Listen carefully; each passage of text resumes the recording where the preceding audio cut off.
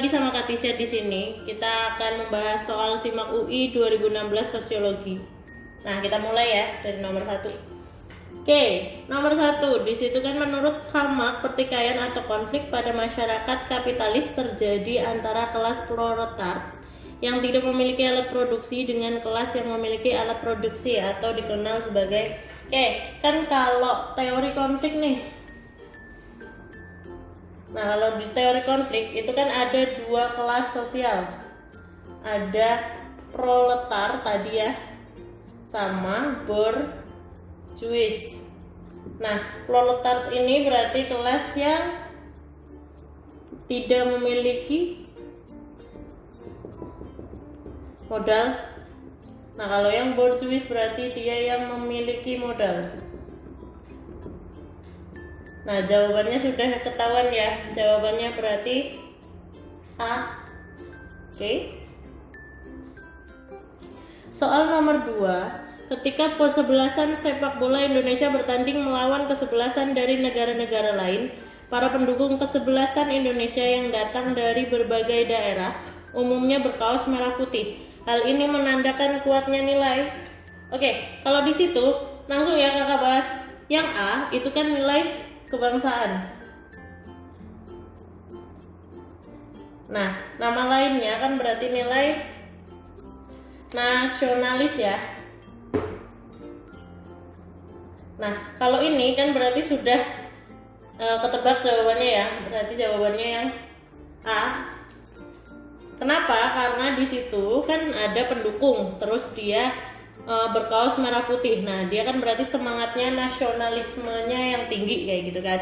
Nah, jadi jawabannya lebih ke A. Nomor 3. Di situ nomor 3, pada masyarakat agraris, pemukiman yang dibangun oleh warga masyarakatnya lebih berpola pemukiman. Oke, kita bahas satu-satu lagi. Nah, yang pertama itu kan sementara. Nah, kalau pola pemukimannya sementara, berarti dia mencari sumber makanan ya. Atau kalau di masa praaksara, ini kan berarti sifatnya nomaden, berpindah-pindah kayak gitu. Nah, terus yang kedua ada menetap. Berarti kalau sudah menetap, sudah sungguh-sungguh, berarti dia sudah ke pola yang bercocok tanam, atau dia sudah food gathering gitu kan kalau di sejarah. Nah, ini nyambung lagi ke sejarah ya kan. Nah, kalau yang menetap berarti dia sudah agraris atau bercocok tanam. Jawabannya langsung ketemu ya. Jawabannya B. Soal nomor 4, di situ ada bertemunya dua kebudayaan, di mana kebudayaan baru mendesak bahkan melenyapkan kebudayaan lama. Oke, ada difusi. Nah, difusi ini menyebabkan dua hal. Ada akulturasi, ada asimilasi. Nah, kalau akulturasi berarti kan A plus B sama dengan AB. Nah, dia akan tetap mempertahankan budaya aslinya. Kalau asimilasi berarti A plus B sama dengan C, berarti dia menghilangkan budaya asli, membentuk budaya baru. Karena di situ tidak ada asimilasi, kita ganti lawan katanya. Ada yang namanya sintesis. Nah, ini nama lainnya si asimilasi. Berarti jawabannya langsung ketemu ya, yang B. 5, di situ ada menurut Moore dan Davis, stratifikasi dibutuhkan masyarakat demi keberlangsungan hidup. Semakin pentingnya status, semakin tinggi penghargaan yang diberikan oleh masyarakat. Dengan demikian Moore dan Davis berpandangan. Oke, nah kalau di situ kan ada pengaruh nih. Ini kan berarti statusnya penting akan mengakibatkan tingginya penghargaan. Oke, kita ke teorinya. Kalau feminis berarti ini permasalahan gender ya. Terus yang kedua ada konflik. Konflik tadi sudah dibahas, berarti antar kelas kayak gitu kan ya. Terus yang ketiga ada fungsionalis. Nah, ini lebih ke satu unsur berubah berakibat pada unsur lain. Berarti otomatis jawabannya adalah C. Oke,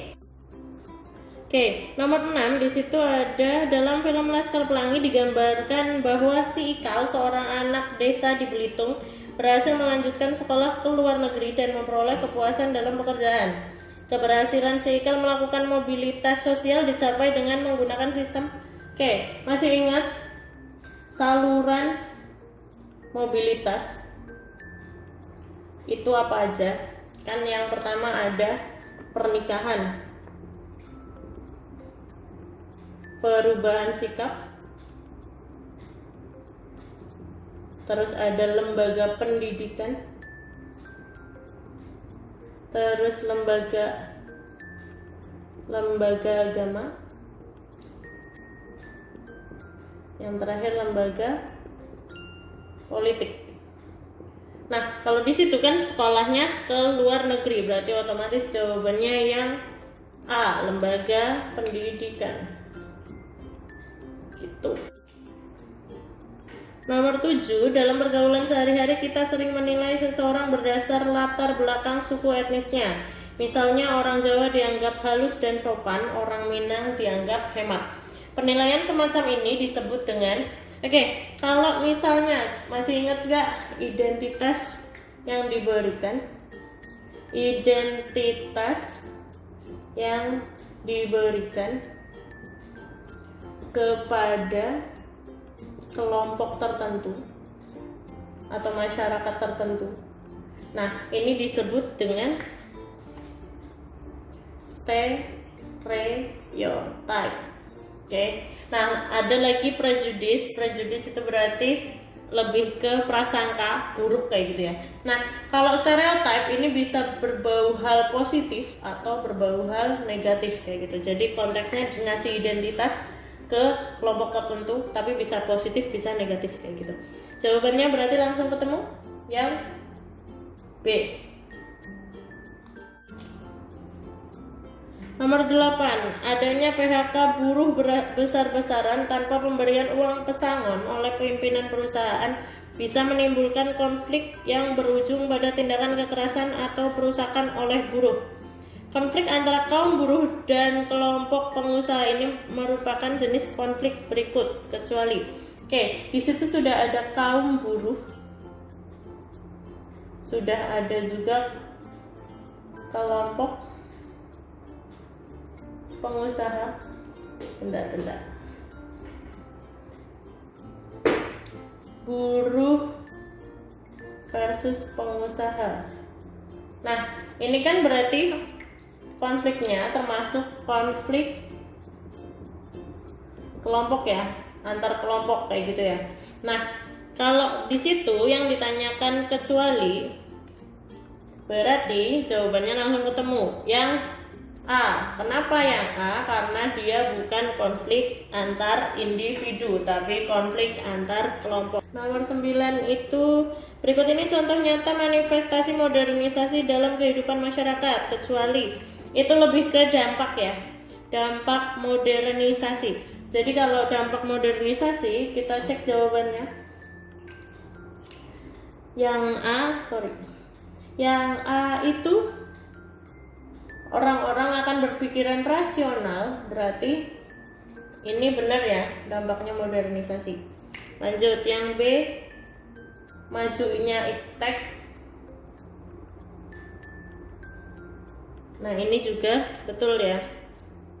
Terus yang ketiga, muncul budaya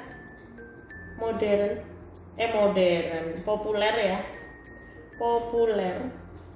atau serba instan. Nah, ini juga benar juga. Lanjut ke yang D, gaya hidup tradisional. Nah, kalau yang tradisional berarti dia masyarakatnya tertutup akan perubahan. Berarti jawabannya udah ketemu. Yang berikutnya nomor 10. Itu pernyataan ya. Nah, P1-nya kita cek. P1-nya di situ dalam penelitian kualitatif dikenal sampling atau teknik penarikan sampel. Nah, kalau pernyataan pertama itu penarikan sampling atau sampel ini berarti di penelitian. Nah, di situ kan cuma dikatakan bahwa dia di penelitian kualitatif. Ternyata penarikan sampel ini ada di dua-duanya, ada di kuantitatif juga kualitatif. Berarti pernyataan pertama itu salah. Oke, lanjut. Pernyataan keduanya. Pernyataan kedua itu teknik penarikan sampel digunakan untuk mengambil sebagian dari populasi yang ingin diteliti. Nah, ini kan kalau sampel berarti kan sebagian dari populasi, memang seperti itu gitu kan. Nah, berarti otomatis jawabannya benar ya. Berarti salah dibetulin atau salah dibenarkan, jadinya jawabannya dusta. Atau nomor 11. Nomor 11 pernyataan lagi. P1-nya, media massa mempunyai peranan sangat penting dalam proses transformasi nilai dan norma dalam masyarakat. Oke, tidak hanya media massa, tapi semua media sosialisasi berperan penting dalam masyarakat. Oke, nah berarti P1-nya ini salah. P2-nya kita cek. P2-nya itu melalui media massa. Apa yang ditonton, didengar, dan dibaca dapat mempengaruhi perilaku warga masyarakat ke arah yang bersifat positif dan negatif. Oke, berarti jawabannya P2 benar ya. Oke, P2 langsung benar. Nah, jawabannya berarti salah dibenerin lagi, jadi dusta kayak gitu, atau D. Nomor 12, cara kerja sistem sosial dianalogikan seperti cara kerja organisme biologis. Maksudnya gimana sih kayak gitu kan? Nah, di situ kan sebenarnya berkaitan sama teori fungsionalisme. Oke, nah tadi kan kakak udah bilang satu unsur dapat mempengaruhi unsur lain. Nah, ini kan kalau di sini cara kerja sistem sosial dianalogikan seperti cara kerja organisme biologis. Maksudnya apa? Contoh, kalau misalnya nih organisme biologis itu lebih ke kayak indra, panca indra. Nah, kalau indra yang satu itu sakit kayak gitu, misalnya nih tangan tertusuk duri, nah otomatis kita akan berteriak kayak gitu kan. Nah, ini berkaitan sama teori fungsionalisme. Nah, berarti jawaban yang pernyataan 1 itu berarti betul. P2-nya,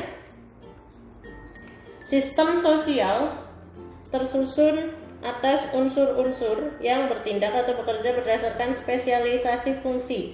Nah, tadi kan ya dia punya fungsi masing-masing kayak gitu kan. Kalau salah satu fungsinya tidak bisa terpenuhi, otomatis yang lain juga akan timpang kayak gitu kan ya. Nah, berarti jawabannya ini benar juga, benar-benar berhubungan ya. Yang satu membahas analogi, yang satu juga membahas spesialisasi fungsi. Berarti jawabannya yang A. Oke, lanjut nomor 13. Sebentar. 13. Ini 1, 2, 3, 4 ya. Nomor 13, dalam masyarakat Toraja jika ada kematian dalam suatu keluarga tertentu, kerabat lain menyumbang kerbau yang bagi keluarga penerima akan menjadi utang turun-temurun. Fenomena ini merupakan wujud ikatan sosial dan gotong royong dalam masyarakat yang mencirikan kelompok. Oke, di situ kan berarti kita bahas nomor 1, 2, 3, 4. Nah, kalau nomor 1 itu kan kelompok primer nih. Nomor 2 ada sekunder. Yang ketiga ada paguyuban. Yang keempat ada patembayan. Oke, nah kalau yang primer berarti kan dia erat kan ikatannya. Nah kalau sekunder berarti sudah individual. Paguyuban berarti erat juga. Patembayan berdasarkan kepentingan. Nah berarti jawabannya 1 benar, otomatis 3 benar. Selesai di situ, karena tidak mungkin dia individualistis kayak gitu.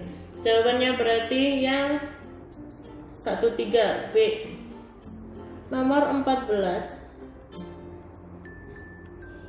Oke, nomor 14, norma yang terinstitusionalisasi di masyarakat ditandai dengan hal berikut. Oke, kalau institusi berarti kan berkaitan sama lembaga. Nah, norma yang sudah melembaga atau tertanam, nah itu kan berarti ciri-cirinya gimana? Yang pertama, norma itu diterima oleh sebagian besar anggota masyarakat. Oke, ini benar ya. Nomor 1 betul, berarti otomatis nomor 3 betul juga.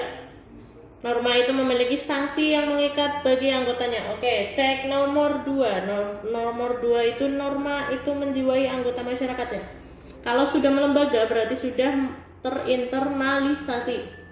Berarti ini betul juga. Nomor 4, norma itu digunakan untuk mencapai tujuan kelompok tertentu saja. Ini yang salah.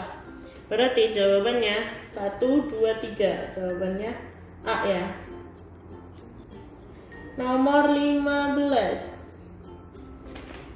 Indonesia dikenal sebagai pasar perdagangan narkoba. Oleh sebab itu, pemerintah Indonesia memiliki undang-undang tentang narkotika untuk melindungi warganya.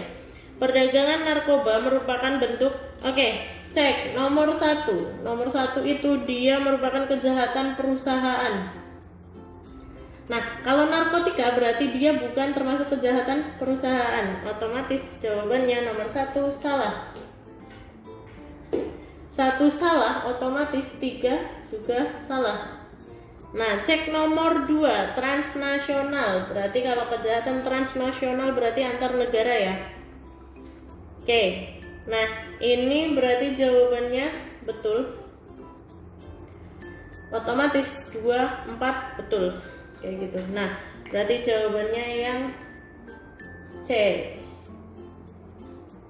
Oke, selesai. Nah, sampai di sini dulu pembahasan SIMAK UI 2016. Nanti kita akan sambung dengan sesi-sesi yang lain. Kurang lebihnya mohon maaf jika ada salah kata. Wassalamualaikum warahmatullahi wabarakatuh.